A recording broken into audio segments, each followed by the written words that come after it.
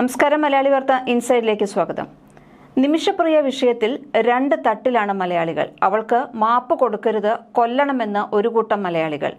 മറ്റൊരു കൂട്ടരാകട്ടെ നിമിഷപ്രിയയെ തൊട്ടേക്കരുതെന്ന് സൈബറിടത്തിൽ കത്തിക്കയറുന്നു. കൊലയാളിയെ ഇരയാക്കി ചിത്രീകരിക്കുകയാണ് മലയാളികളെന്ന് തലാലിന്റെ കുടുംബം പൊട്ടിത്തെറിക്കുന്നു. നിമിഷപ്രിയയോട് പൊറുക്കരുതെന്ന് തുരുതുരാ മെസ്സേജുകൾ തലാലിന്റെ സഹോദരനയച്ച് അവരിൽ സമ്മർദ്ദം ചെലുത്തുകയാണ് ഒരു കൂട്ടം മലയാളികൾ. നിമിഷപ്രിയയുടെ മോചനത്തിനു വേണ്ടി ഇടപെടുന്ന മതപണ്ഡിതരെ അവഹേളിച്ച് യമൻ പൗരന്മാരിൽ പ്രകോപനം ഉണ്ടാക്കുന്നു. ഒരു ഗ്രൂപ്പ് ഇതിനുവേണ്ടി പ്രവർത്തിക്കുന്നു എന്നാണ് മനസ്സിലാകുന്നത്. മലയാളികൾ ഈ കൊലവിളിയൊന്ന് അവസാനിപ്പിക്കണമെന്ന് യമനിൽ നിന്ന് ഒരു ഉറച്ച ശബ്ദം. നിമിഷപ്രിയയുടെ മോചനത്തിനു വേണ്ടി ശക്തമായി ഇടപെടുന്ന ഒരാൾ അങ്ങ് യമനിലുണ്ട്. തലാലിന്റെ കുടുംബത്തോട് നിരന്തരം സംസാരിക്കുന്നത് Sheikh Habib Umar bin Hafiz എന്ന സാത്വികനായ സൂഫി പണ്ഡിതനാണ്. നിമിഷപ്രിയയുടെ മോചനം സാധ്യമാകുന്ന ഘട്ടം, തലാലിന്റെ കുടുംബം മാപ്പ് കൊടുക്കാൻ തയ്യാറായ ഘട്ടം. എന്നാൽ അവസാന മണിക്കൂറുകളിലാണ് യമനിൽ കാര്യങ്ങൾ മാറിമറിഞ്ഞത്.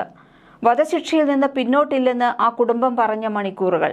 അതിലേക്ക് അവരെ കൊണ്ട് എത്തിച്ചത് മലയാളികളുടെ പ്രകോപനം തന്നെയാണ്.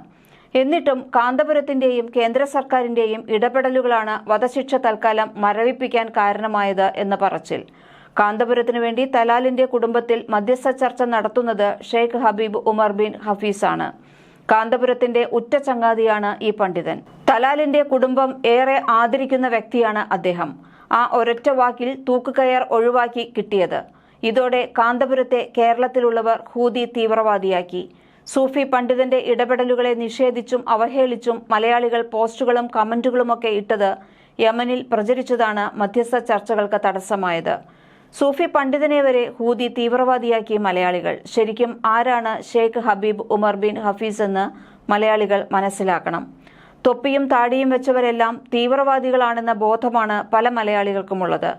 തന്റെ പിതാവിന്റെ ഘാതകർക്ക് മാപ്പ് നൽകിയ സാത്വികനായ മനുഷ്യനേക്കാൾ വലിയ മതം ഇല്ലെന്ന് വിശ്വസിക്കുന്നൊരു പണ്ഡിതനാണ് Sheikh Habib Umar bin Hafiz. പലകുറി അദ്ദേഹത്തെ തീവ്രവാദികൾ കൊലപ്പെടുത്താൻ ശ്രമങ്ങൾ നടത്തിയിട്ടുണ്ട്. കാരണം തീവ്രവാദത്തിനെതിരെ യമനിലെ ഉറച്ച ശബ്ദമാണ് അദ്ദേഹത്തിൻ്റെത്. സംഭവ ബഹുലമാണ് ഹബീബിന്റെ ജീവിതം. കാന്തപുരവുമായി പതിറ്റാണ്ടുകളുടെ ബന്ധമുള്ള അദ്ദേഹത്തെക്കുറിച്ച് മലയാളികൾ കൂടുതലായി കേൾക്കുന്നത് നിമിഷപ്രിയ വിഷയത്തിൽ ഇടപെട്ടതോടെയാണ്. കാന്തപുരത്തിന്റെ ക്ഷണം സ്വീകരിച്ച് കേരളത്തിൽ പലതവണ എത്തിയിട്ടുള്ള ഷെയ്ഖ് ഹബീബ് ഉമർ ബിൻ ഹഫീസിന് മലയാളികളെ നന്നായി അറിയാം. യമനിൽ വധശിക്ഷയ്ക്ക് വിധിക്കപ്പെട്ട ഒരു മലയാളി പെൺകുട്ടിയെ രക്ഷിക്കണമെന്ന കാന്തപുരത്തിന്റെ അഭ്യർത്ഥന അദ്ദേഹത്തിന് തള്ളാൻ കഴിയുമായിരുന്നില്ല. വധശിക്ഷ നടപ്പിലാക്കാൻ കേവലം 5 ദിവസം മാത്രം ബാക്കി നിൽക്കെ കഴിഞ്ഞ വെള്ളിയാഴ്ചയാണ് വിഷയം അദ്ദേഹത്തിന്റെ മുന്നിലെത്തിയതെന്ന് കാന്തപുരത്തിന്റെ സെക്രട്ടറി ബാദുഷാ സഖാഫി പറഞ്ഞു. ഏറെ സങ്കീർണമായ ഈ വിഷയത്തിൽ അത്ഭുതം തന്നെയായിരുന്നു പിന്നീട് സംഭവിച്ചത്. നിമിഷയുടെ വധശിക്ഷ ഉടൻ നടപ്പിലാക്കണമെന്ന ആവശ്യത്തിൽ ഉറച്ചു നിൽക്കുന്ന കുടുംബത്തെയും ഗോത്രത്തെയും വിശ്വാസത്തിലെടുത്ത് ചർച്ചയിൽ പങ്കെടുപ്പിച്ചതോടെയായിരുന്നു വധശിക്ഷ അനിശ്ചിതമായി മാറ്റിവയ്പ്പിക്കാൻ കഴിഞ്ഞത്. യമനിലെ പുരാതന സൂഫി നഗരമായ തരീം പ്രദേശവാസിയായ 62കാരനായ Sheikh Habib Umar bin Hafiz Ba Alawi സൂഫി പരമ്പരയുടെ ആത്മീയ ഗുരു കൂടിയാണ്. ലോകത്തെ ഏറ്റവും സ്വാധീനമുള്ള പണ്ഡിതനായ ഷെയ്ഖ് ഹബീബ് വലിയൊരു ശിഷ്യസമ്പത്തിന്റെ ഉടമ കൂടിയാണ്. ലോക പ്രശസ്ത പണ്ഡിതരും തത്വചിന്തകരും എഴുത്തുകാരും ഉൾപ്പെടുന്നതാണ് അദ്ദേഹത്തിന്റെ ശിഷ്യനിര. ജന്മനാടായ യമനിലെ തരീമിൽ സ്ഥാപിച്ച ദാറുൽ മുസ്തഫ വൈജ്ഞാനിക കേന്ദ്രത്തിന്റെ ചാലക ശക്തി കൂടിയാണ് അദ്ദേഹം. ഇവിടെ 70ഓളം രാജ്യങ്ങളിൽ നിന്നുള്ള വിദ്യാർത്ഥികൾ പഠനം നടത്തുന്നു. മിഷിഗൺ യൂണിവേഴ്സിറ്റിയിൽ ഇസ്ലാമും ആധുനികതയും എന്ന വിഷയത്തിൽ ഹബീബ് ഉമർ നടത്തിയ പ്രഭാഷണം ശ്രദ്ധേയമായിരുന്നു. Sheikh Habib Umar bin Habib ഉമറിന്റെ പ്രഭാഷണങ്ങളിലും പെരുമാറ്റങ്ങളിലും ആകൃഷ്ടരായി അദ്ദേഹത്തിന്റെ സൂഫി മാർഗത്തിലേക്ക് കടന്നുവന്നവരിൽ യൂറോപ്യൻ രാജ്യങ്ങളിലേതുൾപ്പെടെ നിരവധി പ്രമുഖരുണ്ട്. ലോകത്തെ എല്ലാ Sunni ധാരകളും Sheikh Habib Umar bin ഹഫീലിനെ അംഗീകരിക്കുകയും ആദരിക്കുകയും ചെയ്യുന്നു. ഷെയ്ഖ് ഹബീബ് ഉമർ ബിൻ ഹഫീസിന്റെ സൂഫി ധാരയെ ശക്തമായി എതിർക്കുന്നത് IS, അൽ-ഖ്വയ്ദ തുടങ്ങിയ ഭീകര സംഘടനകളും അവരെ പിന്തുണയ്ക്കുന്ന ഗ്രൂപ്പുകളും ആശയപരമായി അവരെ പിന്തുണയ്ക്കുന്നവരുമാണ്. ഒരു തവണ തീവ്രവാദികളുടെ വധശ്രമത്തിൽ നിന്നും അദ്ദേഹം രക്ഷപ്പെട്ടിട്ടുണ്ട്. ഉത്തര യമനിൽ ചില തീവ്ര ഗ്രൂപ്പുകൾ പ്രശ്നങ്ങൾ സൃഷ്ടിക്കുമ്പോഴും അദ്ദേഹത്തിന്റെ നാട്ടിൽ സമാധാനം നിലനിൽക്കുന്നതിന്റെ കാരണം ഷെയ്ഖ് ഹബീബ് ഉമർ ബിൻ ഹഫീലിന്റെ സാന്നിധ്യം കാരണമാണ്. യമനിലെ സോവിയറ്റ് അധിനിവേശകാലത്ത് സായുധരായ ആക്രമണകാരികൾ ഷെയ്ഖ് ഹബീബ് ഉമർ ബിൻ ഹഫീലിന്റെ പിതാവ് ഹാഫിസ് മുഹമ്മദ് ഇബ്നു ഹബീബിനെ തട്ടിക്കൊണ്ടുപോവുകയും കൊലപ്പെടുത്തുകയും ചെയ്തിരുന്നു. തന്റെ പിതാവിന്റെ കൊലയാളികൾക്ക് പോലും മാപ്പ് നൽകിയ ഹഫീസ് ഉമർ ഹബീബിന്റെ അഭ്യർത്ഥന തലാൽ മഹ്ദിയുടെ കുടുംബത്തിന് തള്ളാൻ കഴിയില്ല. അന്തിമമായി നിമിഷപ്രിയയെ വധശിക്ഷയിൽ നിന്ന് രക്ഷിക്കാൻ അദ്ദേഹത്തിന് മാത്രമേ കഴിയുകയുള്ളൂ എന്നാണ് നിമിഷയുടെ മോചനം ആഗ്രഹിക്കുന്നവർ വിശ്വസിക്കുന്നത്. മലപ്പുറം മഅദീൻ അക്കാദമിയുടെ ശിലാസ്ഥാപനം നിർവഹിക്കാൻ വേണ്ടിയായിരുന്നു ആദ്യമായി ഇദ്ദേഹം ഇന്ത്യയിലേക്ക് എത്തിയത്. മാർക്കസ് നോളജ് സിറ്റിയിലെ ജാമി ഉൽ ഫുത്തൂഹ് മസ്ജിദ് ഉദ്ഘാടനം നിർവഹിച്ചത് ഷെയ്ഖ് ഹബീബ് ഉമർ ആയിരുന്നു.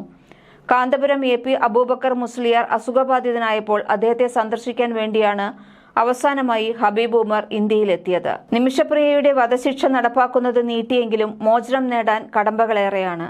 അതിന്റെ കൂടെയാണ് മലയാളികളുടെ ചേരിതിരിഞ്ഞുള്ള അടി.